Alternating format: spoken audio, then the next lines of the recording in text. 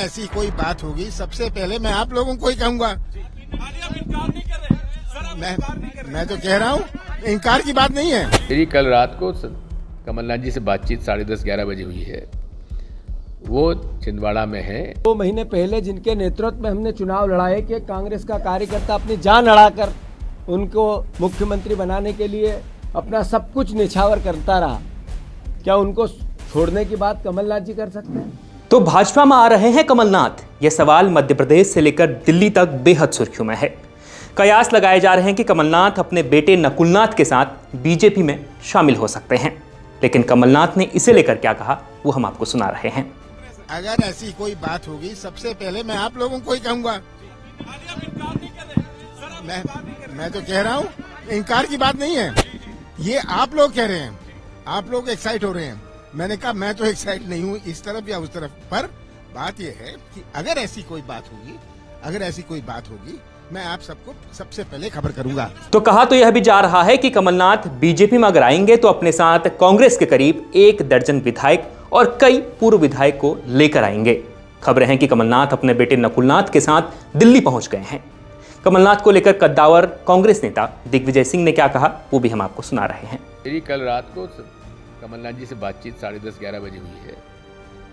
वो छिंदवाड़ा में है और जिस व्यक्ति ने अपने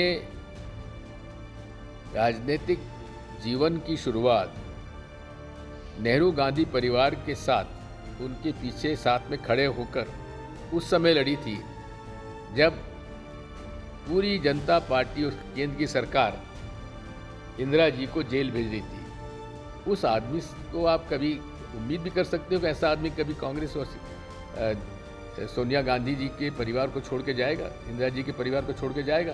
अब इस खबर को लेकर एमपी कांग्रेस के अध्यक्ष जीतू पटवारी का बयान सुनते हैं। उनसे जब मीडिया ने सवाल किया कि क्या यह खबर सही है तो उन्होंने क्या कहा वो भी सुनिए। मैं जब पहली बार कमलनाथ जी चुनाव लड़े